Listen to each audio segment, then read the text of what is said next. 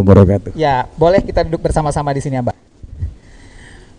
Bagaimana perjalanannya Abah dari Yogyakarta ke seperti Sleman juga nih, Abah ya?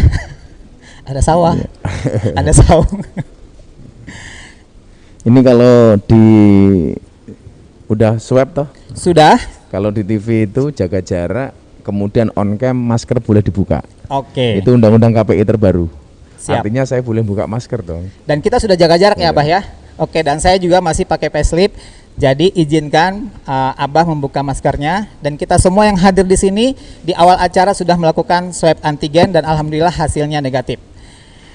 Ya, sore ini kita akan mendengarkan kajian Ramadan dari Abah tentang cicilan kehidupan. Dan di sini sudah hadir para pelanggan setia ACC, Insan ACC dan sobat Abah dari Zoom maupun YouTube. Oke. Nah, tanpa berpanjang lebar lagi, saya persilahkan Abah untuk menyampaikan tausiahnya. Silahkan Abah. Ya. Assalamualaikum warahmatullahi wabarakatuh. Selamat sore dan salam sejahtera untuk kita semuanya. Hamdan wa syukranillah, salatu wassalamu ala rasulillah Sayyidina Maulana Muhammad ibni Abdillah wa la hawla wa la quwata illa billah, amma ba'd.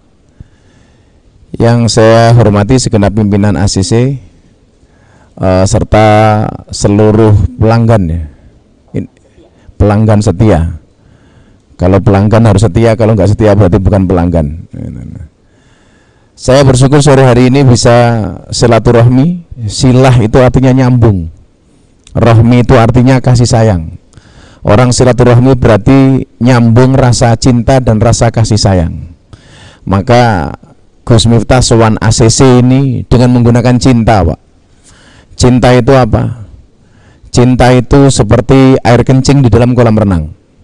Maksudnya apa? Wujudnya tidak nampak tapi hangatnya bisa dirasakan. Nah, maka mudah-mudahan sowan saya ke sini ada kebaikan, ada ilmu yang bisa kita dapatkan sesuai dengan janji Rasulullah Muhammad SAW. Orang silaturahmi itu satu, dipanjangkan umurnya, dua, dimudahkan rizkinya, dan yang tiga, insya Allah dilunaskan hutang-hutangnya. Amin. Dan yang keempat, mudah-mudahan dimudahkan jodohnya. Nah, karena saya dikasih materi tema yang pertama kita akan bahas soal cicilan kehidupan. Cicilan kehidupan. Yang pertama adalah soal perjodohan. Nah, perjodohan. Mungkin karyawannya Bapak banyak yang jomblo, Pak ya. Saya doakan sejomblo-jomblonya kalian pasti akan berakhir. Amin. Dimana berakhirnya kalau tidak di pelaminan minimal di pemakaman, insya Allah. Jadi ya pilihannya dua, kalau nggak segera nikah ya mati gitu ya. Nah, ngomong soal jodoh, saya teringat dengan apa yang disampaikan oleh baginda Rasulullah Muhammad SAW. Ya ma'saros sabab, wahai para pemuda, man istata'a minkumul ba'ah falyatazawwad. Kalau kamu udah punya kemampuan, menikahlah. Jadi kalau punya kemampuan, menikahlah. Saya pikir kalau karyawan ACC pasti punya kemampuan lah. Kemampuan lahir dan batin. Menikahlah. Fa illam yastati' fa alaihi bisaum. Maka kalau kamu tidak bisa menikah, itu pilihannya cuma puasa. Pertanyaannya begini, kenapa kalau nggak bisa menikah disuruh puasa? Saya itu kalau ngaji di klub malam atau di lokalisasi, saya selalu ambil hari di mana saya berpuasa. Kebetulan saya aktivis puasa Dawud. Puasa Dawud itu sehari puasa, sehari enggak. Itu seperti yang diajarkan oleh Nabi Dawud alaihissalam. Sehari puasa, sehari enggak. Termasuk bulan Ramadan ini saya juga Dawud. Oh ya enggak kok mandu-mandu, masa Ramadan kok Dawud? Ya enggak. Sebulan penuh. Nah, pertanyaannya begini, kenapa kalau kita belum bisa menikah disuruh berpuasa? Fa innahu aghaddu lil basar wa ahsanu lil farji. Karena puasa itu bisa menjaga pandangan dan menjaga kemaluan. Maka pilihannya para pemuda itu dua. Kalau kamu belum bisa nikah ya kamu puasa. Kalau kamu nggak mau puasa ya kamu nikah. Kenapa? Karena nikah ini bisa menjaga pandangan mata dan menjaga kemaluan. Maka saya pikir nggak ada alasan kalau Anda kemudian sudah punya kemampuan untuk menunda-nunda pernikahan. Maka kemudian dalam Ar-Rum ayat 21 disebutkan wa min ayati an khalaqalakum min anfusikum azwajan, bahwa kita oleh Allah sudah diciptakan pasangan dari jenis kita, artinya manusia dengan manusia. Makanya kalau di YouTube itu ada orang ngaku nikah dengan ular, itu halu, itu berarti dia gelai. Karena nggak mungkin seseorang itu menikah dengan ular, ya manusia dengan manusia. Kenapa? Karena dalam surat Al-Hujurat Allah mengatakan ya ayyuhan nas inna khalaqnakum min dzakari wa unsa. Karena Allah menciptakan manusia itu dari jenis kelamin laki-laki dan jenis perempuan. Dan ini berpasang-pasangan. Maka kalau menikah ya laki-laki harus dengan perempuan. Pertanyaannya begini, ada nggak jenis kelamin banci? Nggak ada. Kalau dalam fikih itu ada istilah khunsa. Khunsa itu artinya berjenis dua kelamin. Jadi ada ceweknya, ada cowoknya. Lah dia akan dijadikan cewek atau cowok itu menurut analisa medis. Contoh begini yang terbaru, seorang anggota TNI, kemudian dia juga atlet bola voli, namanya siapa? Andi Manganang. Dari kecil sampai umur sekian dia dianggap cewek. Ternyata setelah dioperasi menggunakan analisa medis berikutnya ternyata dia cowok. Maka kemudian secara fikih dia dihukumi secara cowok. Makanya kalau kemudian ada orang ngaku banci, di Indonesia itu sebenarnya nggak ada. Itu rata-rata hanya salah pergaulan. Karena kebetulan saya juga merupakan guru dari teman-teman yang ngaku banci yang ada di Jogja. Jamaah banci saya itu ada 300. Dan itu pengajian yang paling mengerikan sedunia. Mengerikan sedunia. Dan rata-rata banci itu namanya palsu. Nggak ada nama asli. Namanya siapa? Sucipto. Apa itu? Susunul lancip diganjel boto umpamanya gitu. Jadi nggak ada banci, istilah banci itu nggak ada. Maka ini menikah. Lah, kehebatan kemudian menikah ini dikatakan Rasulullah an-nikahu sunnati, faman rohiba an sunnati falaysa minni. Nikah itu sunnahku, dan barang siapa membenci sunnahku, dia bukan merupakan golonganku. Maka punya kemampuan nikah. Mbak-mbak punya pasangan yang senang sama kamu, pilihannya cuma dua. Kalau ada cowok yang suka sama kamu, pilihannya cuma dua. Apa itu? Halalkan atau tinggalkan. Makanya Gus Miftah sering bilang kalau sayang jangan dimantanin, kalau mantan jangan disayangin. Nah, kalau ada orang senang ya langsung, jangan ditunda-tunda. Karena ketika ditunda-tunda yang dirugikan siapa? Cewek apa cowok? Cewek. Cowok begini, kalau cowok itu kan punya prinsip ya, nggak penting jadian, yang penting kejadian. Wow, itu cowok. Makanya kalau pelanggan setia ini suruh milih, Anda milih mana? Ada rasa namun nggak ada status, atau ada status tapi nggak ada rasa? Kamu pilih mana? Ada status tapi nggak ada rasa, atau ada rasa tapi nggak ada status? Tentunya ya harus ada rasa plus dijadikan status gitu loh. Lah, ini perintahnya adalah menikah. Jangan sampai kemudian kita termasuk orang-orang yang kemudian dibenci oleh Rasulullah gara-gara tidak segera menikah. Apalagi sekarang nggak mau nikah malah kumpul kebo. Hati-hati loh, jangan kumpul kebo. Karena kalau kamu kumpul kebo anaknya namanya gudel. Ya, karena kebo itu anaknya namanya gudel. Dalam hal ini kemudian kita diperintahkan Rasulullah untuk segera menikah. Maka bagi para jomblo kemudian Anda harus yakin bahwa jodohmu itu pasti sudah disediakan oleh Allah. Karena saya meyakini Allah menciptakan manusia berpasang-pasangan. Itu artinya kalau kamu tidak punya pasangan jelas kamu bukan manusia. Artinya apa? Diragukan kemanusiaannya. Yang jomblo segeralah, karena di dalamnya banyak ibadah. Bagaimana cara mendapatkan jodoh yang baik? Satu, dengan cara beristikharah. Minta sama Allah, jadikan jodoh yang terbaik buat saya. Saya sering ditanya begini, jodoh itu siapa Gus? Sederhana kok. Jodoh itu siapa? Jodoh itu adalah orang yang mau sama kamu. Artinya apa? Secantik apapun dia tidak mau sama kamu, berarti bukan jodoh. Makanya supaya dia jadi jodohmu bagaimana caranya? Diistikharoi. Apakah dia baik untuk saya? Apakah hanya istikharah? Enggak. Doa. Doanya gimana? Ya Allah, bila dia jodohku jadikan dia istriku ya Allah. Namun bila dia bukan jodohku, mau dicek lagi ya Allah. Jadi doanya ada peninjauan kembali. Atau yang lebih galak lagi, ya Allah, bila dia jodohku jadikan dia istriku ya Allah. Namun bila dia bukan jodohku, cabut saja nyawa jodohnya ya Allah. Ekstrim sekali doanya ini. Makanya saya pikir Anda tidak perlu meragukan jodohmu itu siapa. Jodohmu itu siapa. Makanya kalau memang sudah ketemu jodohnya jangan berlama-lama. Dan saya sampaikan ya, jangan sekali-kali kamu mati dalam keadaan jomblo. Kenapa? Karena Dajjal itu statusnya jomblo. Artinya kalau ada karyawan ACC mati dalam keadaan jomblo, saya curiga jangan-jangan cucunya Dajjal. cucunya Dajjal. Masa duwe gaji, punya pekerjaan kok nggak segera menikah? Eman-eman. Umpamane masih umur berapa? Saya sudah 40. Oh 40, udah nikah? Alhamdulillah. Tuh, yang kayak gini aja laku kok gimana itu?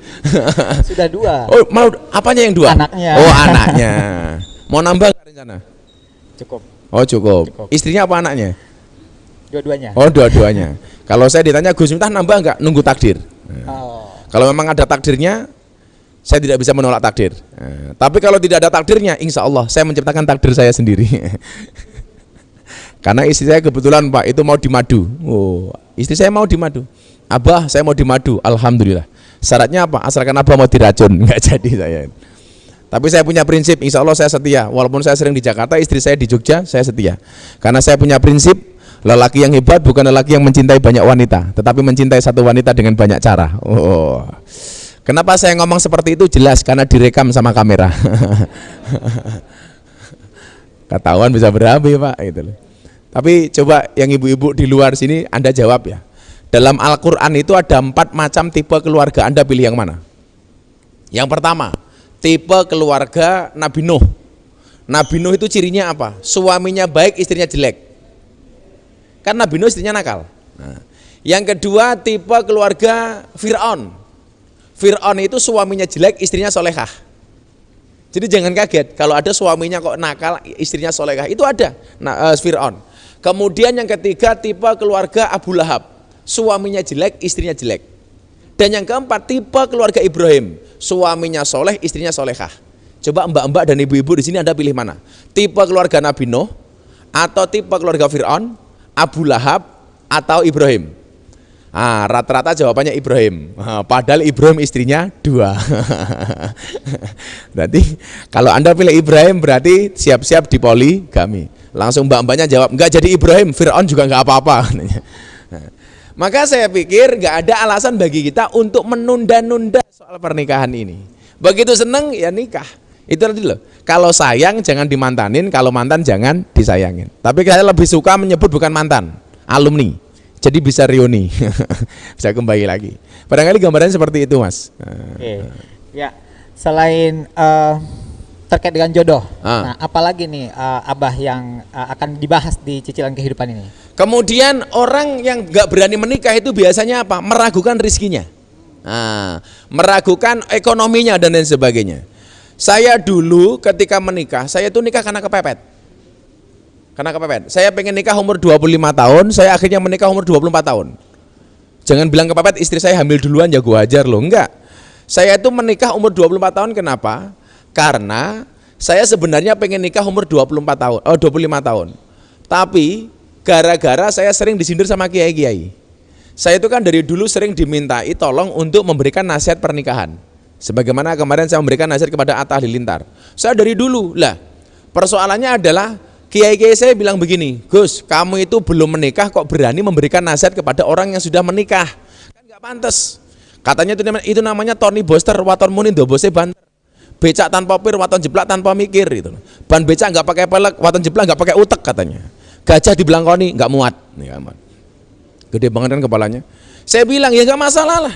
Apakah orang yang menasihati orang menikah harus menikah terlebih dahulu? Enggak. Apakah harus praktek? Enggak. Contohnya Mbah Mudin, Mbah Kiai itu memberangkatkan jenazah padahal dia belum pernah mati. Apa kiainya harus mati duluan kan? Enggak gitu loh. Tapi akhirnya gara-gara itu saya kepepet untuk nikah. Nah, saya kenal sebulan langsung saya lamar. Karena prinsip saya 2 itu tadi. Kalau kamu suka sama cewek pilihannya 2, satu di antara 2, halalkan atau tinggalkan. Makanya kemudian saya lamar. Lah begitu saya lamar, mertua saya tanya begini, Pak, kamu berani melamar anak saya? Kelebihan kamu apa? Kekuranganmu apa? Waktu itu saya jawab, kelebihan saya cuma 1 dan kekurangan saya juga hanya 1. Kelebihan saya apa? Banyak kekurangan. Kekurangan saya apa? Enggak punya kelebihan. Wah keren toh gitu loh. Saya bilang sama mertua saya begitu. Kelebihan saya banyak kekurangan dan kekurangan saya enggak punya kelebihan. Tapi gara-gara mertua saya nantang, saya bilang, hei bapak mertua, tolong dengarkan. Asyaku fir rizki, asyaku fir rozik. Orang yang meragukan rizkinya berarti dia meragukan sang pemberi rizki. Coba barangkali teman-teman pelanggan begini, Anda itu hidup di dunia atas kemauanmu, kemauan orang tuamu, atau karena diundang oleh Allah? Coba you yang jawab. Tentunya karena diundang oleh Allah. Diundang oleh Allah. Kalau Anda bilang karena orang tua, siapa bilang? Orang tua bikin anak nggak jadi-jadi banyak kok. Karena memang anak itu kan rahasia, Pak. Nikah bertahun-tahun nggak punya anak. Anak SMA di pinggir lapangan jadi, itu banyak itu. Maka namanya anaknya Muhammad Ronaldo. Jadi ternyata kita hidup di dunia itu karena undangan Allah. Lah pertanyaan saya begini, kalau Anda hidup diundang oleh Allah, siapa yang bertanggung jawab dengan hidupmu? Ya tentunya Allah. Allah. Kalau Anda hidup di dunia atas undangan Allah, berarti yang bertanggung jawab dengan hidupmu itu siapa? Allah. Sama halnya saya diundang oleh ACC. Yang bertanggung jawab dengan siapa saya? ACC. Makanya kalau Anda diundang hidup di dunia oleh Allah, caranya adalah yakinlah bahwa hidupmu akan dicukupi oleh Allah. Artinya kalau kamu meragukan rezekimu, berarti kamu meragukan Allah. Kalau saya diundang sama Bapak di ACC, saya nggak perlu repot-repot mikir amplop. Kenapa? Karena yang mikir amplop ACC. Saya nggak usah ikut-ikutan mikir. Kenapa? Karena kalau saya mikir malah dikira panitia. Yang penting kan nggak usah mikir itu loh. Padahal ini di jam yang sama ada acara di istana. Saya datang ke ACC. Kenapa? Karena di istana saya nggak diundang. Ya betul sekali. Jadi kalau kemudian kita hidup di dunia ini karena undangan Allah, yang tanggung jawab dengan hidup kita itu Allah. Contoh begini, kamu saya undang untuk yasinan di tempat saya. Kamu nggak usah repot-repot mikir konsumsi. Kenapa? Karena yang mikir pasti saya. Makanya kemudian konsep rizki ini kita diingatkan dalam Al-Quran. Wa ma min dabatin fil ardi illa 'alallahi rizquha. Semua yang ada di muka bumi rizkinya dijamin oleh Allah. Kamu tahu cecak nggak? Tahu, Bah. Nah, cecak. Cecak itu mungkin makhluk Allah yang bisa protes sama Tuhan. Kenapa? Cecak itu merambat di dinding, tetapi rezekinya terbang. Wujudnya apa? Nyamuk. Cecak nggak bisa terbang, rezekinya nyamuk terbang. Kalau toh kemudian cecak ini harus protes sama Allah, dia boleh dong. Tapi ternyata mekanisme keadilan Tuhan itu luar biasa. Pertanyaan saya, cecak yang mendatangi nyamuk atau nyamuk yang mendatangi cecak? Nyamuk yang mendatangi cecak. Nyamuk yang mendatangi cecak. Datang seekor nyamuk, hap lalu ditangkap. Ada lagunya ya, Bah ya? Nah, iya kan? Satu-satunya lagu anak TK yang saya suka cuman ini. Yang lain saya nggak suka. Oke. Po ame-ame, belalang kupu-kupu, siang makan nasi, kalau malam minum susu. Itu lagu bohong itu. Belalang dan kupu-kupu mana kalau siang makan nasi malam minum susu? Nggak ada, bro. Lagian kalau lagu ini dinyanyikan anak kecil salah. Yang siang makan nasi malam minum susu itu anaknya apa bapaknya? Bapaknya, bro. Kalau anaknya siang minum susu malam minum susu. Kalau siang makan nasi malam minum susu, bapaknya gitu. Itu lagu ngawur itu. Tapi memang di Indonesia itu banyak lagu hoak kok, Pak. Kamu tahu nggak? Ada lagu judulnya hoak. Di sini siapa yang tahu? Lagu judulnya hoak. Tahu, Pak? Enggak. Ada lagu judulnya hoak. Liriknya apa? Hati senang walaupun tak punya uang, itu hoak kok itu. Mana ada? Mana ada yang suka. Apalagi cewek. Cewek itu kan hatinya seperti rekening bank. Maksudnya apa? Tidak mungkin berbunga kalau nggak ada saldonya. Cewek dilawan ini loh. Maka kalau kamu lihat uang itu gambarnya dari 100.000 sampai 2.000 gambarnya apa? Cewek menari. Uang 100.000 gambarnya apa, Pak? Cewek menari. 50.000 cewek menari. 20.000 cewek menari. 10.000 cewek menari. 5.000, 2.000 cewek menari. Coba dilihat. Ada yang bawa enggak? Uang itu dari 100.000 sampai 2.000 gambarnya adalah cewek menari. Pertanyaan saya, kenapa uang itu gambarnya mesti cewek menari? Karena hanya uanglah yang bikin cewek bahagia dan happy. Oh, iya kan? Kalau gambar uang 1.000 baru bapak-bapak bawa pedang. Kenapa? Karena pada hakikatnya suami itu bekerja, maka ada istilah workshop, suami work, istri shop. Nah, gitu. Hati-hati. Makanya kalau kemudian kita meragukan rezeki kita, berarti kita meragukan sang pemberi rezeki. Dijamin rezekimu, yakin. Makanya dulu ketika saya menikah, awalnya Pak, saya dulu molimo, kata orang Jawa. Molimo itu apa? Madep mantep mangan melu morotuo. Jadi semuanya ikut morotuo. Bahkan M-nya 10, madep mantep mangan melu morotua, morotua muring-muring, menantu meneng mawon. Jadi kalau morotua marah-marah, menantu meneng diam saja. Bahkan akhirnya M15, madep mantep mangan melu morotua, morotua muring-muring, menantu meneng mawon, morotua mati, menantu melu marisi. Mertua saya cuma 1 M, apa? Matamu, dia bilang. Lah maka kawan-kawan di ACC saya pikir Anda nggak perlu meragukan rezekinya. Insya Allah berapapun itu cukup. Persoalannya adalah kita lebih percaya dengan gaji tapi nggak percaya dengan rizki. Padahal ada perbedaan yang sangat signifikan antara gaji dengan rizki. Tidak semua orang punya gaji, tapi semua orang pasti punya rezeki. Apa bedanya gaji dengan rezeki? Gaji itu bulanan, rezeki kapanpun bisa datang. Gaji ada slipnya, rezeki nggak ada slipnya. Gaji itu hanya uang, rezeki tidak harus berbentuk uang. Gaji dari bos, rezeki dari Allah Ta'ala. Banyak sedikitnya gaji tergantung berapa lama dia bekerja. Tapi banyak sedikitnya rezeki tergantung bagaimana dia dekat dengan Allah Ta'ala. Beda Pak, kalau gaji bisa tertukar, rezeki nggak mungkin tertukar. Nggak mungkin tertukar. Makanya di sini ada karyawan ACC di rumah juga nyambi kerja apa, ternyata juga dapat hasilnya. Lah pertemuan seperti ini juga bagian dari rezeki. Makanya disitulah kemudian bersyukurlah dengan apapun yang kamu hari ini miliki. Kenapa? Bahkan bersyukurlah dengan sandal jepit yang kamu miliki. Kenapa? Karena di luar sana masih banyak orang yang tidak punya kaki.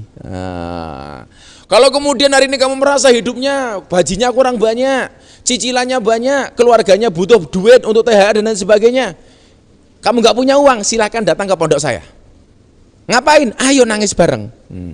Emang cuman kamu tok, semuanya juga ngerasain itu loh. Makanya kalau kamu merasa hidupmu dipenuhi oleh masalah, kalau hidupmu diselimuti oleh masalah, berbahagialah, berarti kamu masih manusia. Kenapa? Karena kalau diselimuti oleh wijen berarti onde-onde. Kenapa kok cobaan pasti banyak? Ya, kalau cobaan pasti banyak. Karena kalau sedikit namanya cobain. Iya kan? Maka disitulah kemudian kita butuh istiqomah. Kenapa istiqomah berat? Ya, istiqomah pasti berat. Karena kalau ringan namanya istirahat. Lah, ciri orang istiqomah itu adalah diam.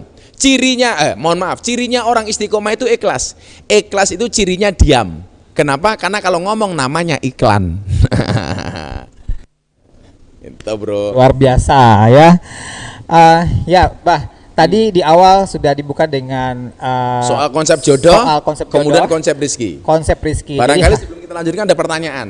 Oke, pertanyaan mungkin boleh yang sudah masuk. Ini live ya? Ini live, tapi coba. kita akan kumpulkan pertanyaan yang masuk di kolom chat Zoom.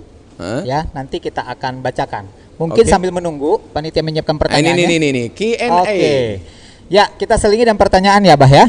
Saya bacakan satu pertanyaan yang sudah masuk. Ini dari Yusna. Nah, pertanyaannya mau tanya, bagaimana caranya mengusir rasa malas untuk sholat dan baca Al-Quran? Karena terkadang iman sering turun naik, katanya Bah. Ya, iman itu seperti angin, kata Imam Al-Ghazali. Al-imanu karih. Iman itu seperti angin. Yang namanya angin kadang-kadang pelan, kadang-kadang kenceng. Lah, bagaimana kemudian supaya kamu tidak malas sholat? Pikirkanlah, hayatilah seolah-olah sholat yang kamu lakukan itu merupakan sholat terakhir bagi kamu. Maka ingat, sholat itu bukan anytime, sholat itu bukan no time. Apalagi no time. Tapi sholat itu harus every time dan juga harus on time. Kenapa? Karena kematianmu datangnya adalah anytime. Modar gue, ayo gue. Waduh, jawabannya langsung menolak tuh ya, nggak ada alasan lagi. Saya ulangi ya, sholat itu bukan no time. Ya. Apalagi sholat itu bukan sometime. Apalagi no time. Ya. Tapi sholat itu harus full time dan juga on time. Kenapa? Karena kematianmu anytime. Makanya saya pikir begini, Anda yang Muslim ya sholat, yang Kristiani ya ke gereja. Ya. Orang Indonesia itu kan jadi ribut gara-gara apa? Gara-gara ngaku Islam tapi nggak taat dengan agamanya, ngaku Kristiani juga nggak taat dengan agamanya. Saya pikir yang Muslim ya Jumatan, kan keren itu loh. Yang Nasrani hari Sabtu Minggu ya ke gereja. Saya punya tetangga Kristen, tapi setiap kali saya suruh ke gereja jawabannya apa? Sorry Gus, gereja saya gereja negeri. Maksudnya apa? Sabtu Minggu libur, ya nggak pernah ke gereja kalau gitu. Nah, jadi gitu. Jadi anggaplah sholat itu merupakan sholat terakhir bagi kamu. Itu sudah cara paling baik ya Ustaz. Seolah-olah besok mati. Seolah-olah besok mati, jadi nggak ada alasan untuk menundanya. Kita jawab satu pertanyaan lagi Ustaz. Sebelum kita lanjut ke materi berikutnya. Pertanyaan kedua dari Desi Irawati. Bagaimana kiat-kiat dan doa agar kita dapat selalu merasa cukup dengan apa yang kita miliki dan bisa selalu bersyukur dan mensyukuri nikmat yang telah Allah berikan, dan juga agar bisa amanah dalam melunasi kewajiban kita terhadap hak orang lain. Bagaimana nih Abah? Ini satu pertanyaan isinya 3. Ini kelihatan orangnya banyak masalah ini. Orangnya banyak masalah ini. Desi Irawati, Des, kamu banyak masalah ya Des ya. Ketok ruwet. Yang pertama, bagaimana agar kiat atau doa agar kita selalu merasa cukup. Jangan pernah membandingkan rezekimu dengan orang lain. Makanya persoalan urusan dunia kita diperintahkan oleh Rasulullah untuk melihat kepada orang yang tidak punya. Jangan melihat yang ke atas. Anda di sini rezekimu membandingkan dengan Pak Direksi. Wah, ya jelas memperdasmu. Makanya jangan dibanding-bandingkan itu loh. Jangan dibanding-bandingkan. Yang jelas apa? Rezeki itu tidak akan tertukar. Maka syukurilah apapun yang ada. Jangan kemudian dibanding-bandingkan. Saya lebih suka begini ya. Ada dua tipe orang, ada sumaker sama kirmasu.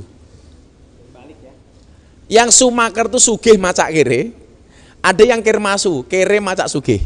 Anda pilih mana? Yang kedua. Kere macak sugih. Lah, itu salahnya. Rata-rata kita itu apa? Kirmasu, kere macak sugih. Padahal yang keren tuh hidup itu sumaker, sugih macak kere. Sebenarnya dia kaya, tapi penampilan biasa-biasa saja. Maka ada istilah miskin sama sederhana. Pertanyaan saya, apa bedanya miskin dan sederhana? Apa bedanya? Miskin itu kondisi hidup, sederhana itu gaya hidup. Kondisi sama gaya itu berbeda. Beda. Ya, Kalau saya hari ini makan sambal dengan ikan asin, karena nggak ada yang lain, itu namanya miskin. Ya. Kalau hari ini saya makan ikan asin sama sambal, sebenarnya saya bisa makan yang lain, itu namanya sederhana. Kalau hari ini saya bisa naik umpamanya mobil mewah, tapi saya naik mobil biasa-biasa saja, itu namanya sederhana. Tapi kalau saya tidak punya apa-apa dan saya memang naiknya cuma ini, itu namanya miskin. Lah, hidup kita itu sekarang begini. Saya pikir kalau Anda bekerja di ACC hanya untuk mencukupi kebutuhan hidup, pasti cukup. Yang enggak cukup itu untuk memenuhi keinginan hidup. Makanya Gus Miftah sering bilang, hidup itu berdasarkan kenyataan, bukan berdasarkan keinginan. Kata orang Jawa apa? Urip kuwi sak nyatane ora sak karepe. Maka supaya kemudian saya bahagia, saya punya prinsip. Ini jawabannya tak rangkum jadi satu ya. Jawaban saya adalah liyakil lama tafrahu bi yakil lama tahzanu bi. Semakin sedikit standar kebahagiaanmu, maka semakin kecil potensi kekecewaanmu. Kenapa orang itu kekecewaannya besar? Karena ekspektasinya terlalu halu, terlalu berlebih-lebihan. Kalau kemudian standar hidupnya itu enggak terlalu tinggi, maka potensi kekecewaannya juga kecil. Nah, disitulah kemudian saya menerapkan konsep kebahagiaan ala Gus Miftah. Apa? Standar kerja maksimalis, standar hidup minimalis. Mesti enak. Ya, standar kerja maksimalis, standar hidup minimalis. Oh, itu baru keren. Kita lanjut lagi ke materinya. Apa mau tanya apa kamu? Tadi kan terkait tujuan kehidupan. Kalau saya simak dari yang disampaikan oleh Abah ini lebih ke arah tentang kehidupan mulai dari perjodohan. Perjodohan kemudian rizki. Satu lagi. Satu lagi soal apa kamu mau tanya? Mungkin bagaimana kita mempersiapkan masa depan. Oh, masa depan. Baik dunia maupun akhirat. Oke. Doa yang paling sering dibaca oleh kita dan semua orang hafal, itu doa apa? Doa sapu jagat. Rabbana atina fid dunya hasanah wa fil akhirati hasanah wa qina adzabannar. Ternyata yang diinginkan oleh orang itu cuma dua. Dunianya enak, akhiratnya enak. Fid dunyanya hasanah, baik, dan di akhiratnya juga hasanah. Nah, maka kemudian kita ingat, i'mal lidunyaka ka'annaka ta'isu abadan. Bekerjalah untuk duniamu seolah-olah kamu akan hidup selama-lamanya. Dan wa'mal li akhiratika ka'annaka tamutu ghadan. Tapi ingat, bekerjalah untuk akhiratmu seolah-olah kamu akan mati esok hari. Jadi kalau kita sedang bekerja, Anda nagih orang dan lain sebagainya, ingatlah bahwa Anda akan hidup selama-lamanya. Tapi ketika sudah sholat, sudah ibadah, sudah ke masjid, sudah ke gereja, ingatlah bahwa Anda besok seolah-olah akan mati. Maka di situ kemudian perlu kita rencanakan, baik urusan dunia maupun urusan akhirat. Ada satu dalil bunyinya apa? Husnut tadbir nisful ma'isah. Baik perencanaan itu merupakan separuh dari kehidupan. Maka saya sendiri selalu menerapkan apa? Kutulis apa yang kulakukan dan kulakukan apa yang kutulis. Banyak orang yang hanya menulis tapi tidak melakukan. Dan banyak orang yang melakukan tapi tidak pernah ditulis. Maka konsepnya adalah husnut tadbir nisful ma'isah. Anda punya target dan pencapaian-pencapaian yang harus dilakukan. Saya dulu bilang begini, hampir tidak mungkin ketika seorang Miftah membangun pondok pesantren dengan santri yang gratis. Kenapa? Karena dulu zaman kuliah saya termasuk orang yang paling tidak pernah mendapatkan kiriman wesel dari orang tua saya. Kamu dulu kuliah dapat kiriman toh? Dapat lah. Saya sama sekali nggak dapat kiriman. Saya waktu itu posisinya ngekos saja nggak kuat. Maka saya harus tinggal di masjid. Namanya James Bond.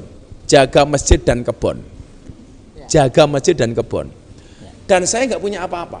Setiap kali saya mau makan saya berdoa, Allahumma barik lana fima razaqtana wa qina adzabannar. Ya Allah ya Rabb, hari ini saya nggak kuat makan, tapi satu saat nanti saya harus bisa memberi makan orang. Itu hampir mission impossible. Saya ngekos saja nggak kuat, tapi saat itu saya kemudian matur sama Allah. Ya Allah ya Rabb, hari ini saya nggak bisa ngekos, tapi satu saat saya harus bisa memberikan tempat tinggal bagi orang. Ini namanya apa? Afirmasi. Yes. Afirmasi. Ya. Keinginan-keinginan yang kemudian kita keluarkan dari mulut kita ditambahi dengan doa dan perbuatan. Dan akhirnya kemudian terjadi.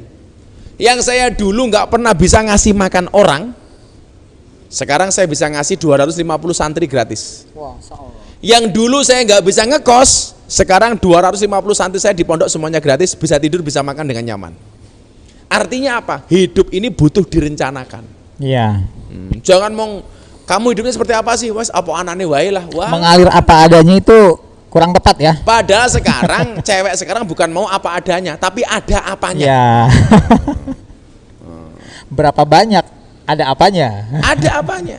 Makanya saya pikir hidup kita butuh direncanakan. Kehidupan dunia butuh direncanakan, kehidupan akhirat juga butuh direncanakan. Ya. Contoh begini, biasanya salah satu kebiasaan kita di bulan Ramadan itu apa? Mudik. Ya. Orang yang mudik ke kampung halaman saja direncanakan sedemikian rupa.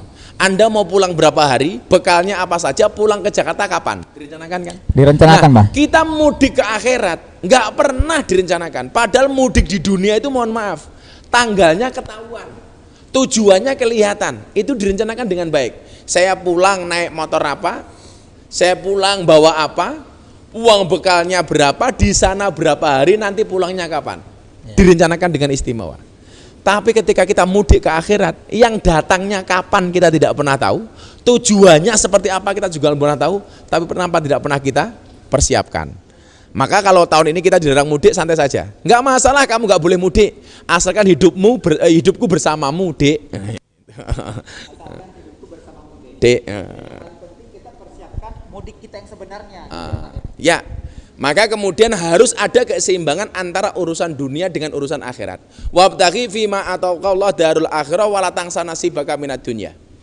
Kejarlah akhirat, tapi jangan pernah melupakan urusanmu di dunia. Kalau kamu bilang udah nggak penting, hidup saya untuk akhirat saja. Hati-hati. Di dunia juga butuh. Makanya Rasulullah itu pernah kaya. Rasulullah itu pernah menjadi juragan ekspedisi terbesar di tanah Arab. Rasulullah itu ketika menikah dengan Siti Khadijah, mas kawinnya berapa coba? 20 ekor unta. Satu unta itu harganya berapa? 20 juta. Berarti mas kawinnya Kanjeng Nabi berapa? 400 juta. 20 ekor unta. Saya dulu ketika nikah dengan istri saya sama. Mas kawinnya seperti Kanjeng Nabi. 20 ekor kutu. Unta dari mana? Itu menunjukkan Rasulullah itu kaya. Iya. Umur 40 tahun sebelum jadi Nabi, Nabi Muhammad sudah kaya raya. Jadi Nabi Muhammad itu usianya 63 tahun, beliau lebih lama menjadi pedagang daripada menjadi Nabi. Jadi pedagang itu 23 tahun, jadi Nabi hanya 20 tahun. Mohon maaf, jadi pedagang 25 tahun, jadi Nabi hanya 23 tahun, dari umur 40 sampai 63. Iya. Oh, kaya bro. Siapa bilang Kanjeng Nabi itu miskin? Karena dia kaya, doanya minta miskin. Kanjeng Nabi pernah berdoa, Allahumma ja'alni miskinan wahsurni ma'al masakin. Wahai Tuhan, jadikanlah aku orang miskin dan kumpulkan aku besok di padang mahsyar bersama orang miskin. Kenapa? Karena Kanjeng Nabi kaya. Kalau kamu nggak usah doa itu, belum doa sudah miskin. Iya. Jadi tadi tips dari Abah ini adalah untuk urusan dunia kita harus membayangkan diri kita hidup selama-lamanya. Untuk urusan akhirat kita akan masih keesokan harinya. Keesokan harinya. Jadi apapun yang kita lakukan kita harus maksimal ya Abah ya. Oke. Mungkin kita masuk ke pertanyaan lagi nih Abah. Sudah ada lagi. Di pertanyaan ketiga ini dari Iswanto, ya. Ketika kecil dulu selalu disemangati dengan kata-kata kebenaran akan menang dengan kejahatan. Kenyataan dalam kehidupan seringkali kebenaran kalah dengan kejahatan yang sudah direncanakan. Mohon petunjuk dan sarannya bah untuk menghadapi kejahatan yang direncanakan. Wa qul ja'al haq wa zaqal batil, dan katakanlah akan datang kebenaran dan akan hilang segala kejahatan. Kalau kemudian Anda tidak mendapatkan kemenangan itu di dunia, pasti Anda akan mendapatkan kemenangan di akhirat. Nah, kalau kemudian bahasanya demokrasi, demokrasi itu menang kalah itu bukan berdasarkan benar atau salah, tetapi banyak dan sedikit. Karena di dalam demokrasi itu yang menang siapa? Yang banyak. Walaupun dia salah, dia jahat tapi banyak, menang. Itulah demokrasi. Tapi ketika kemudian kamu yakin itu, waqul ja'al haq wa zaqal batil, di akhirat yang menang pasti kebenaran. Jadi poinnya adalah tetap berupaya ya. Tetap optimis. Tetap optimis dan berupaya. Walaupun tidak menang di dunia, di akhirat pasti dapat kemenangan. Kemenangan di dunia itu kan apa ya? Relatif ya. Artinya kemudian itu bukan kemenangan mutlak. Lah besok ketika kita menang itu ketika dihisap sama Tuhan kita selamat lah, itu baru menang. Betul. Ya Abah, ini sudah ada pertanyaan keempat dari Muhdis. Pertanyaannya, bagaimana cara istikharah untuk memastikan bahwa itu memang jodoh kita? Kalau kamu udah seneng sama cewek, yang istikharah jangan kamu. Itu subjektif. Ya kalau udah seneng mau nggak di istikharah ya tetap seneng gitu loh. Kalau udah istikharah ya tetap saja yang munculnya nama dia gitu loh. Yang istikharah siapa? Ibunya. Jadi kalau kamu sudah seneng sama cewek, yang istikharah kamu, nggak usah kamu istikharah, hatimu udah seneng. Yang namanya orang seneng itu apa? Tai kucing rasa coklat. Makanya kalau kamu istikharah, kalau ada dua pilihan sama-sama kamu seneng, lah kamu istikharah. Ya. Bila perlu dibanting saja nggak apa-apa, nggak usah istikharah. Jadi ibu dari ibu kita. Oke. Ibu kita. Ya. Jadi kalau memang kamu punya jodoh, Ya. seneng sama cewek, ibu suruh istikharah. Bener nggak ini jodohku? Ya. Kalau nggak bener ya dibenerin saja. Oke, harusnya terjawab ya Muhdis. Kita langsung ke pertanyaan kelima. Bagaimana cara kita sebagai umat untuk membalancing antara cicilan kehidupan di dunia dan cicilan di akhirat dapat berjalan lancar? Nah ini dari Ricky Oktorian nih Pak nih. Saya punya prinsip, man aslaha akhiratahu fa aslahallahu dunyahu. Barang siapa membaikkan akhiratnya, maka Allah akan membaikkan dunianya. Kalau dia hanya mengejar urusan dunia, urusan akhirat akan tertinggal. Tapi kalau dia bisa mengejar urusan akhirat, urusan dunia pasti akan diselesaikan oleh Allah Subhanahu wa taala. Persoalannya itu tadi loh, kita itu lebih percaya kepada gaji dibandingkan dengan rezeki. Orang kayak saya itu kan nggak punya gaji, wong saya nggak bekerja, tapi saya punya rezeki. Ya kan? Lah banyak hari ini orang stroke. Kenapa? Karena terlalu banyak mikir gaji. Kamu tahu nggak stroke itu akibat apa? Akibat stroke gaji. Oh, penyakit stroke itu diakibatkan gara-gara adanya ketidakseimbangan antara stroke gaji dan stroke belanja. Ya. Itu baru stroke gitu. Betul. Ya. Dan kamu tahu stroke itu penyakit apa? Stroke itu penyakit yang diakibatkan gara-gara senyum yang tidak simetris. Senyum simetris ke kiri 2 cm, ke kanan 2 cm. Lah orang stroke senyumnya hanya ke kiri, nggak ada yang ke kanan. Coba dicontohkan. Nggak bisa. jangan Abah. Berarti memang dari situ pun sudah terlihat tidak seimbang. Nggak seimbang. Antara pemasukan. Makanya hidup itu harus ada keseimbangan antara yang masuk dan yang keluar. Wah ini tips terhindar dari stroke juga nih dari Abah ya. Kalau pengeluarannya lebih banyak daripada pemasukan ya stroke. Ya. Oke. Masih ada nih Abah pertanyaan dari siapa nih ya? Oke, namanya belum terlihat, cuma di sini disebutkan qala Rasulullah SAW tidak akan bergeser kaki seseorang hamba pada hari kiamat nanti sampai ditanya 4 perkara ini. Umurnya untuk apa dihabiskan, ilmunya sejauh mana diamalkan, hartanya dari mana dan digunakan untuk apa, tubuhnya untuk apa dia manfaatkan. Ini hadis riwayat At-Tirmizi. Nah pertanyaannya, bagaimana pendapat Gus Miftah agar kita sebagai karyawan bisa menjawab 4 pertanyaan ini di padang mahsyar, Bah? Ya. Artinya bagaimana kemudian umur, ilmu, harta, tubuh itu sesuai dengan peruntukannya. Yang pertama, umurnya untuk apa dihabiskan sebagai karyawan? Ya untuk bekerja dan beribadah. Kenapa? Karena kerja itu ya ibadah. Kerja itu ya ibadah. Katakanlah begini, banyak orang itu egois. Dia kenapa nggak tarawih kok masih bekerja? Ngurus dunia tok, nggak pernah mau ibadah. Orang bekerja itu juga ibadah. Kalau Anda sebagai security di ACC, malam-malam Anda kerja meninggalkan security-nya kemudian Anda tarawih, malah sudah dipecat. Berarti saya nggak tarawih dong. Kerja kamu sebagai security ketika waktu tarawih itu juga ibadah. Karena kerja itu hukumnya wajib, tarawih hukumnya sunnah. Maka apapun yang kita lakukan termasuk bekerja ini diniatkan ibadah. Kan begitu. Tergantung niat ya, Tergantung ya. niat. Kemudian ilmunya untuk apa?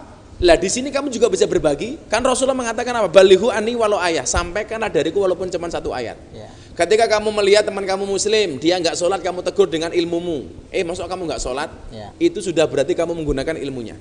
Hartanya dari mana dan untuk apa digunakan? Ingat, saya punya prinsip. Orang itu kalau minum terus nggak ada yang keluar nggak sehat.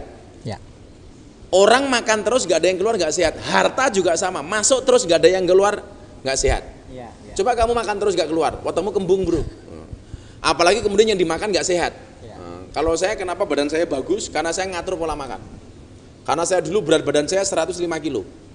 Kemudian saya berpuasa, saya no rice, no karbo, no sugar, no oil, saya nggak semuanya. Jadi saya dulu 8 bulan semuanya saya atur. Karena bagi saya masuk terus nggak ada yang keluar nggak sehat. Apalagi yang masuk itu nggak sehat, padahal nggak bagus. Maka kalau saya punya prinsip dalam makanan begini Pak, makanan itu yang di mulut rasanya enak, di tubuh pasti nggak bagus. Banyak nggak bagusnya. Tapi kalau di mulut rasanya nggak enak, di badan malah bagus. Contoh kopi. Kopi pahit sama kopi manis enak mana? Di mulut. Enak kopi manis, tapi ternyata di badan bagus mana? Enak kopi pahit. Karena kopi manis ada gulanya ini nggak sehat, sementara kopi pahit nggak ada gulanya justru menyehatkan. Bagus untuk jantung dan untuk metabolisme tubuh. Nah, maka kalau kemudian hartanya dari mana? Harus jelas halalnya, dikeluarkan untuk apa? Sesuai dengan peruntukannya. Nah, makanya kemudian ada prinsip apa? Bersedekahlah dengan 3 hal. Kalau kamu punya ilmu, sedekah dengan ilmunya. Kalau punya harta, sedekahlah dengan hartanya. Kalau punya tenaga, sedekahlah dengan tenaganya. Jangan jadi yang keempat. Udah nggak sedekah dengan ilmu, nggak dengan harta, nggak dengan tenaga, cerewet mulu. Wah itu bahaya ini. Besok cangkemnya akan dihisap. Ya. Jadi dari 4 hal ini tadi, ini merupakan ilmu yang sangat bermanfaat nih buat para pelanggan setia ACC maupun insan ACC ya. Bagaimana umur kita selama bekerja pun bisa jadi ibadah, asal niat kita diluruskan ya Bah ya. Iya, termasuk kalian anak-anak IT, ngeset ini yang bagus itu juga ibadah. Wah. Menurut saya ini konsepnya kurang bagus. Ini bagi yang di rumah melihat ini bagus, tapi untuk yang di sini nggak bagus. Karena audionya nggak ada. Yang capek saya harus teriak-teriak.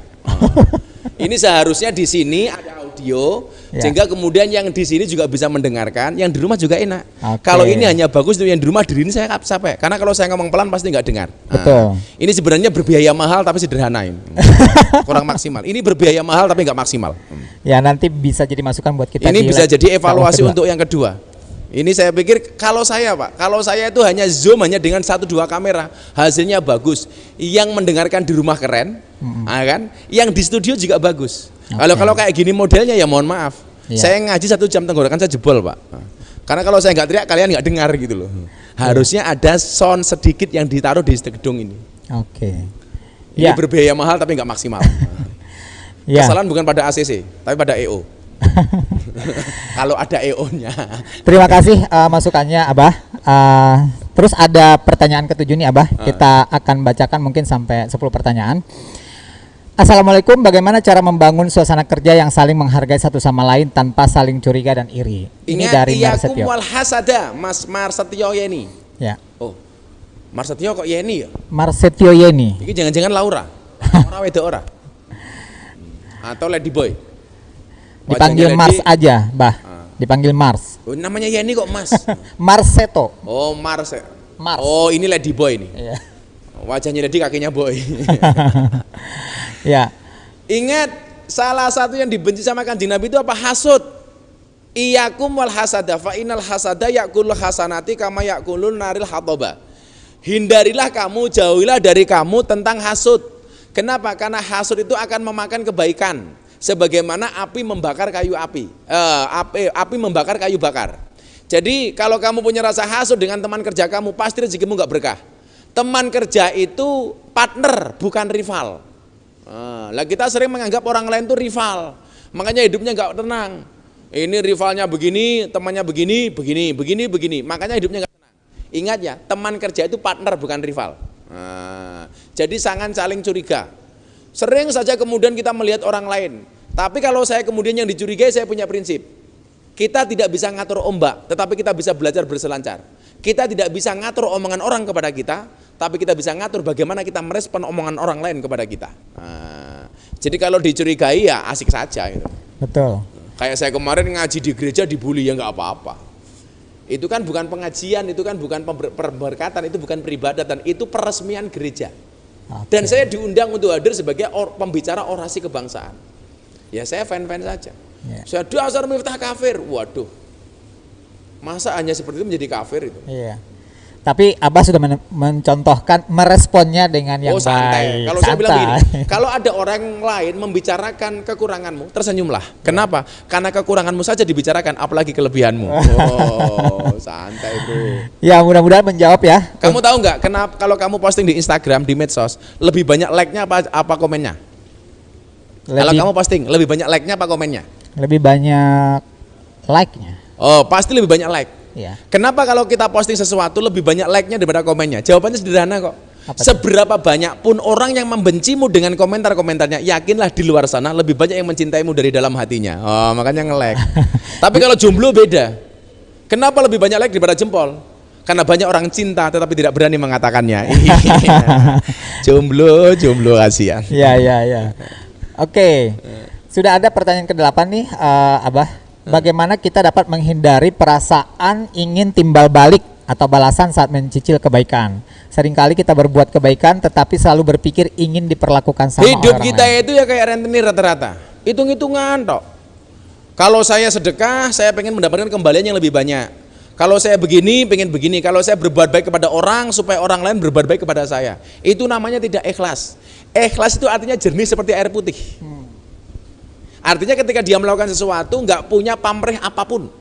Dia sedekah, soal kemudian gara-gara sedekah dikasih oleh Allah berlipat ganda, itu urusan Allah bukan urusan kita. Ya sudah, sedekah saja. Makanya kemudian apa? Lakukanlah segala sesuatu diniati hanya untuk Allah, bukan untuk yang lain. Maka innalladzina qalu rabbunallah, segala sesuatu diniatkan karena Allah. Kita itu dengan Tuhan pun hitung-hitungan kok. Kenapa kamu sholat? Karena saya pengen masuk surga. Kenapa kamu ibadah? Karena saya takut dengan neraka. Pertanyaan saya sederhana, kalau kamu ibadah hanya karena surga dan neraka, berarti kamu tidak akan pernah ibadah ketika Tuhan tidak pernah menciptakan surga dan neraka. Kalau saya beribadah kenapa? Oh, saya nggak enak sama Tuhan. Tuhan sudah mencukupi kebutuhan saya kok, masa saya nggak pernah menyembah kepadanya itu. Kita yang butuh Allah, bukan Allah yang butuh kita. Jadi kalau Anda hanya beribadah hanya berdasarkan surga dan neraka, maka pasti Anda akan berhenti beribadah ketika Tuhan tidak pernah menciptakan surga dan neraka. Kalau saya masuk neraka pun mau, asalkan Allah ridho. Apakah orang di penjara itu semuanya susah? Enggak, ada yang bahagia. Siapa? Sipir penjara. Walaupun dia di dalam penjara karena dia punya kuasa oleh pimpinan, dia enak-enak saja itu loh. Iya kan? Di neraka kalau Allah ridho, nggak ada panasnya. Nabi Ibrahim dibakar nggak mempan. Kenapa? Karena Allah ridho. Maka yang harusnya kita cari itu apa? Ridho Allah, bukan hanya karena materi. Iya kan, kalau kemudian suami melayani istri lillahi ta'ala, istri melayani suami lillahi ta'ala, kan enak, jatuhnya cinta. Masa istri melayani suami hitung-hitungan? Umpamanya begini, bulan Ramadan itu kan amal 1 dilipat gandakan 1000. Jadi seorang istri melayani suaminya sekali saja di bulan Ramadan, itu sama hanya melayani suaminya 1000 kali. Maka besok selesai Ramadan, suaminya minta jatah. Mah minta, istrinya jawab, sorry Pak, depositonya masih banyak. Masih puasa. Oke. Ya, luar biasa ya. Jadi di pertanyaan ke-9 ini ada lagi nih, Abah. Terkait surga tadi yang sudah Abah sampaikan ya. Nah, di sini kenapa surga istri ada pada suami, bukan pada ibunya? Padahal seorang ibu mengandung anak laki-laki atau perempuan, sakitnya sama saja. Dari Mas Risno. Urutannya begini. Surganya anak tergantung ketaatan kepada ibu. Surganya istri tergantung ketaatnya pada suami. Dan surga suami ketika dia bisa membahagiakan anak dan istri-istrinya. Kebalik, istri dan anak-anaknya. Istri dan anak-anaknya atau anak dan istri-istrinya? Istri dan anak-anaknya ya. Kalau istri itu idealnya 3 mas. Istri. Oh. Istri. Kalau 1 iswan. Kalau 2 istu. Ya, ya, ya. Istri berarti 3. Makanya kalimat dalam Al-Quran itu pasti jamak istri-istrinya. Tapi kalau kita ngomong itu mesti sensitif. Jadi surganya anak terletak pada hormatnya kepada ibu. Coba kamu jawab sekarang. Ada hadis bunyinya surga itu terletak di bawah kaki ibu. Ya, betul. Betul? Betul. Pertanyaan saya, kenapa surga terletak di bawah kaki ibu? Kalau yang setahu saya nih ya, Bah ya, karena orang tua ibu kita yang mengandung 9 bulan. Salah. Kenapa surga terletak di bawah kaki ibu? Karena kalau di antara 2 kaki ibu, surganya bapak. Waduh, memang ilmunya masih jauh nih saya nih ya. Karena anak saya tanya, kenapa Abah surga itu terletak di bawah kaki ibu? Iya, karena kalau di antara 2 kaki ibu surganya bapak. Anak saya jawabnya apa? Pantesan ibu jalannya pelan-pelan. Lah kenapa nak? Takut surganya rusak. Ya. Ya, ibu, istri surganya di mana? Terletak kepada taatnya kepada suami. Karena suami itu imam. Perempuan itu adalah makmum. Tapi ayat ini seharusnya yang membaca itu cewek. Kalau yang membaca cowok itu kayak menjajah. Ingat, laki-laki adalah imam. Makanya suami istri itu harus tahu dalil masing-masing. Dalilnya istri, dia mengatakan surga istri terletak di bawah kaki suami. Kenapa? Karena laki-laki itu adalah imam, perempuan adalah makmum. Tapi sebagai laki-laki Anda harus mengatakan apa? Tidaklah memuliakan seorang wanita kecuali dia pribadi yang mulia, dan tidaklah dia menghinakan seorang wanita kecuali dia pribadi yang terhina. Jadi bagaimana kemudian dia mendapatkan surga? Tanpa ridho suami. Maka dia harus mendapatkan ridho dan keikhlasan dari suami untuk mendapatkan ridho Allah Ta'ala. Karena kewajibannya kemudian sudah ada pasrah dari bapaknya kepada suaminya.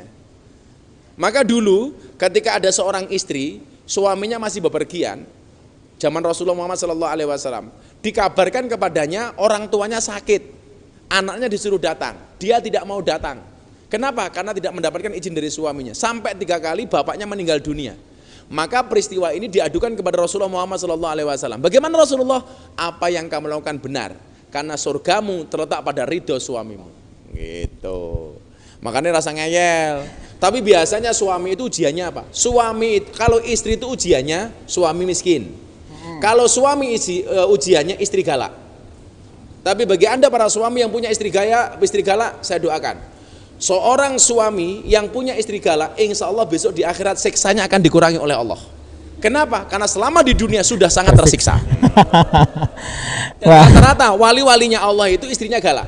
Contohnya Umar bin Khattab. Itu istrinya galaknya minta ampun. Maka kalau ada orang ACC, istrinya galak itu 2 kemungkinan. 1, kemungkinan Anda akan dengan menjadi walinya Allah, atau yang kedua, tanda-tanda stroke. Nah, karena nggak seimbang yang diberikan dengan pengeluaran, gitu ya, Bah ya. Ya, kalau saya simak dari yang disampaikan Abah nih. Hebat cewek, hebat suami apa hebat istri sih? Hebat istri. Ya, tetap hebat istri. Ya. Seorang laki-laki berani menghadapi ribuan ekor lebah untuk membawa sebotol madu. Tapi seorang suami tidak berani menghadapi seorang istri untuk membawa seorang madu. Ya, banyak sekali quotes dan tips-tips nih dari Abah sore ini ya. Dan kalah. Cowok sama cewek menang cewek. Iya. Cewek itu kelemahannya 1. Apa tuh, Bah? Terlalu banyak mengingat. Dan cowok kelemahannya juga 1. Terlalu banyak lupa. Bukan. Kalau cewek kelemahannya terlalu banyak mengingat. Cowok kelemahannya terlalu cepat melupakan.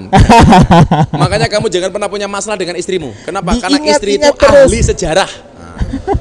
Sekali saja kamu punya masalah seumur hidup terus ingat. Makanya saya sarankan kepada karyawan ACC yang cowok, kalau kamu menikahlah dengan orang Arab. Oke. Kenapa? Karena kalau istrimu marah, serasa mendengarkan tartil Quran.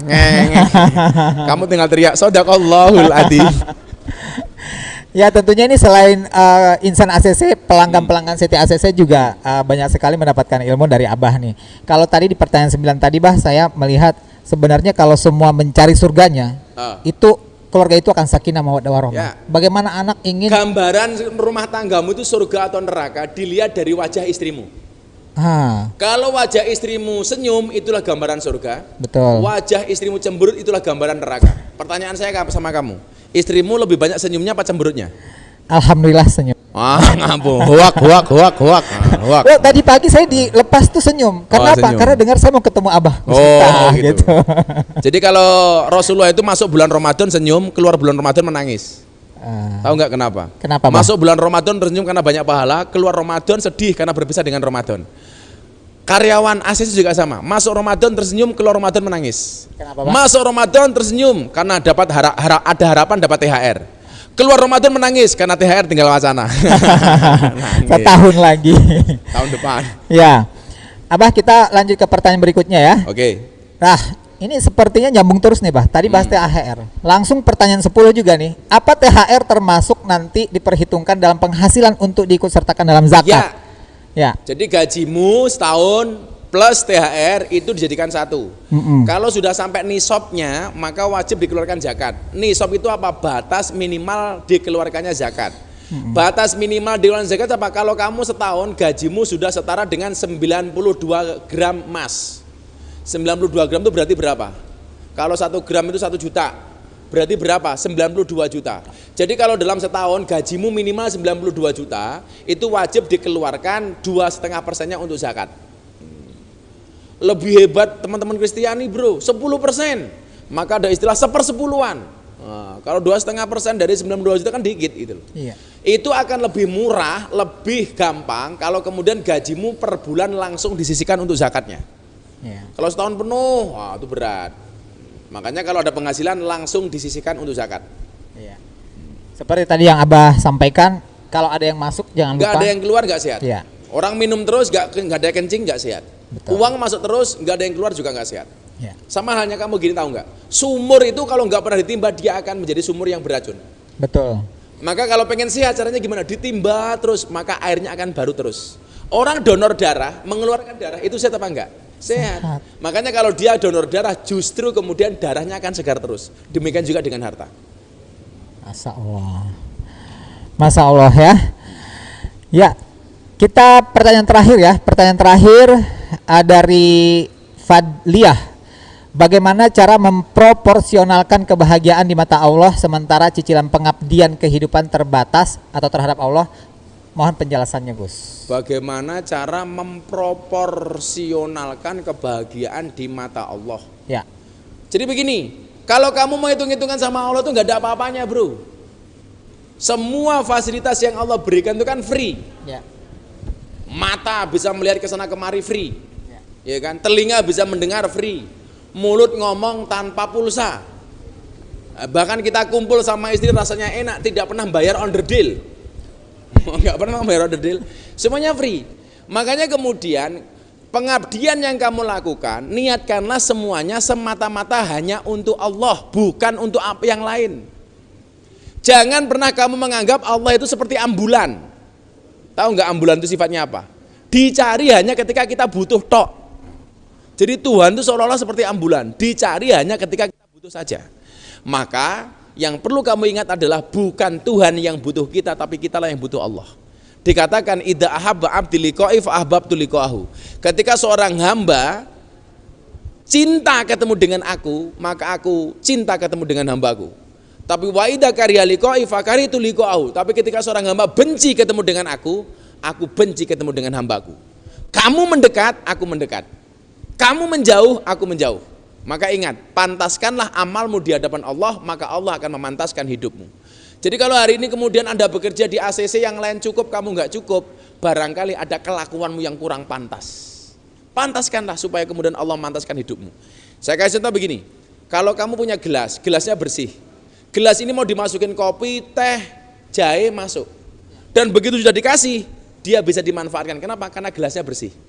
Tapi kalau gelas kamu kotor, ketika ada teko datang mau ngasih kopi, pasti tidak jadi. Kenapa? Gelasnya kotor kok. Dikasih teh, nggak jadi, gelasnya kotor. Kalau toh dipaksakan untuk dikasih air minum, tetap nggak bisa dimanfaatkan. Kenapa? Karena gelasnya kotor. Lah kalau kemudian pribadi kita sudah siap, Allah yang akan memantaskan hidup kita.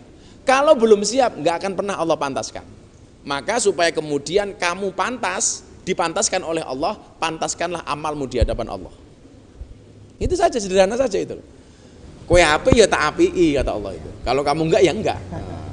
Jadi standarnya jelas ya. Standarnya ya? jelas, wadahnya harus disiapkan Betul. terlebih dahulu. Iya. Ya, kembali seperti topik di awal tadi bahwa kita juga harus menyadari bahwa kita ini adalah undangan Allah di dunia ini, sehingga kita harus beramal sesuai standarnya Allah juga ya. Oke. Ya, masih ada waktu ya. Satu penanya lagi. Oke, di sini sudah ada dari Samsul.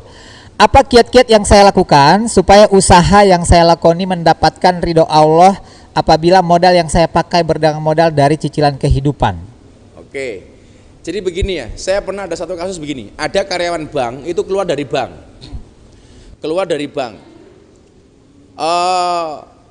Alasannya apa? Saya pengen meninggalkan riba, dia keluar dari bank. Setelah dia keluar dari bank, dia tidak mendapatkan pekerjaan. Nah, dia wadul sama saya. Kiai, saya niat saya meninggalkan riba, kerja di bank, saya keluar. Kenapa saya malah sengsara? Jawaban saya apa? Wih, goblokmu, saya bilang. Riba dalam bunga bank itu kan dalam agama multi tafsir. Jadi begini, ada kalimat ad-afa mudha'afah, berlipat-lipat. Yang dimaksud berlipat-lipat itu berapa persen? Beda dengan alkohol. Kalau alkohol itu keharamannya mutlak. Maka ketika Pak Jokowi kemarin bikin kebijakan itu saya respon. Saya bilang sama Pak Jokowi, minuman keras yang dihalalkan cuma satu, es batu. Karena keras. Kan minuman keras. Iya, karena keras. Itu mutlak. Tapi kalau bunga bank itu ulama masih debatable. Ya. Ada yang mengatakan boleh, ada yang tidak boleh. Ya. Lah, yang dimaksud dengan yang berlipat-lipat itu lipatannya berapa persen? 100% kah? 50% kah? 20% kah? 5% kah? Makanya kalau ada perbedaan pendapat seperti itu, ya mendingan kalau kamu masih kerja di situ, ya ikut aja yang boleh gitu loh. Kenapa kemudian memutuskan untuk keluar, kemudian kamu sengsara? Kan goblokmu dewe gitu loh. Ya. Goblok kok dipelihara bro gitu loh. Iya. Jadi kalau memang bisanya masih seperti itu ya silakan. Sama halnya ketika saya ditanya sama anak klub malam, "Bah, gimana? Saya belum punya pekerjaan lain, saya baru bisa bekerja di klub malam, bagaimana?" Ya sudah, dinikmati dulu saja. Ya. Kalau besok sudah ada pekerjaan yang lebih layak, kamu keluar. Ya. Kan begitu. Betul. Tahu gitu kemudian menyalahkan siapa? Uang saya dapatnya gampang Gus, tapi hilangnya juga gampang. Kenapa? Karena ada uang setan dimakan iblis. Kamu juga salah. Yang ada itu bukan uang setan dimakan iblis, tapi yang pegang uang itulah yang kayak setan, yang kayak iblis. Jadi kalau punya uang gayanya minta ampun. Kalau nggak punya uang wajahnya kayak kotak infak. Wajahnya kayak kota infak. Ya, alhamdulillah Abah, pertanyaan yang masuk sebagian besar sudah kita jawab. Nanti bagi penanya yang sudah dijawab oleh Abah tadi, akan dipilih 3 penanya terbaik yang nanti akan diumumkan oleh MC di akhir acara dan akan mendapatkan 3 smartwatch ya. Nanti tunggu pengumumannya di akhir acara. Alhamdulillah sudah cukup banyak yang kita dengar dari kajian yang disampaikan oleh Abah. Tentunya sangat banyak manfaatnya yang bisa kita ambil dari apa yang disampaikan oleh Abah tadi. Dan mulai dari perjodohan, konsep rezeki, bahkan tadi bagaimana kita membuat perencanaan dunia dan akhirat kita sehingga kita bisa hidup lebih baik dan juga berakhir baik gitu ya Abah ya. Nah, untuk penutup, mungkin saya minta sepatah 2 patah kata dari Abah. Saya satu hal saja untuk penutupan. Ya, silakan. Orang puasa itu kan haus, lapar, dahaga. Kenapa dia bisa bersabar? Kenapa, Bah? Jawabannya sederhana. Kalau tahu kemudian dia makan di kamar, keluar pura-pura puasa pasti nggak kelihatan loh. Minum es teh. Tapi sekarang kalau saya minum es teh manis, gulanya nggak pernah saya aduk. Supaya manisnya di akhir. Kenapa? Karena saya sudah nek dengan yang manisnya di depan. Ya, itu quotes yang luar biasa. Kenapa orang berpuasa itu walaupun haus, lapar, dahaga, dia tidak membatalkan puasanya dan dia bisa bersabar? Ya. Jawabannya sederhana. Kenapa orang berpuasa walaupun haus dia bisa bersabar? Karena orang berpuasa yakin adzan maghrib pasti datang. Ya. Artinya apa? Kenapa kalau kamu punya masalah harus bersabar? Yakinlah. Masalahmu pasti akan ada jalan keluarnya. Masalah. Tepuk tangan ya. Makanya buat hari ini kalau kemudian ini kan lockdown Gus, gini-gini, santai saja. Santai saja. Ketuklah pintu langit dengan doa karena yang terlockdown hanya buminya. Langitnya masih terbuka untuk semua hambanya. Masya Allah. Bukan ombaknya yang besar, tetapi perahu kita yang terlalu kecil. Bukan ujiannya yang besar, tetapi iman kita yang terlalu lemah. Maka berdoalah kepada Tuhannya corona supaya corona segera dihilangkan. Jangan gara-gara corona kita kehilangan Tuhan. Masya Terima kasih. Allah. Tepuk tangan ya buat insan ACC, pelanggan setia ACC dan sobat Gus Miftah dimanapun berada. Demikian tausiah dari Abah Gus Miftah, sangat luar biasa dan tentunya kita akan mengadakan kajian kedua yang insya Allah nanti di tanggal 11 Juni 2021 dengan tema yang tidak kalah menariknya. So, tunggu terus informasi dari Dengan tema ACT. yang tak kalah menarik dengan MC yang berbeda. Oh enggak ya? Gimana menurut Abah? Lanjut Ya. atau beda nih? Ya, ya wis kene lanang, MC ini lanang. Oke. Serah menarik belas. Siap, nanti kita rubah. Oke, terima kasih. Ya atas- enggak dirubah. Besok kamu pakai rok. Wah, saya harus acting dulu nih, Bah nih. Oke, terima kasih Abah. Sama-sama. Ya, alhamdulillah, terima kasih atas perhatian dan waktunya sudah menyaksikan kajian ngabuburit dan kajian Ramadan bersama. Ini ngabuburit itu untuk yang cewek. Ngabuburit. Ngajak kamu buru-buru merit. Wah. Maka saya Ya. pesan ya, yang jomblo-jomblo itu berbukalah dengan yang jelas. Ya. Untuk apa manis kalau hubungannya nggak jelas? Wah. Kalau gitu saya kasih pantun juga nih, Bah ya. Jalan-jalan ke Yogyakarta. Ngapain? Jangan lupa beli bakpia. Ah. Nah, kalau kamu ingin menambah takwa, jangan lupa hadir lagi di kajian kedua bersama Gus Miftah. Oke. Oke, terima kasih. Assalamualaikum warahmatullahi wabarakatuh. Waalaikumsalam.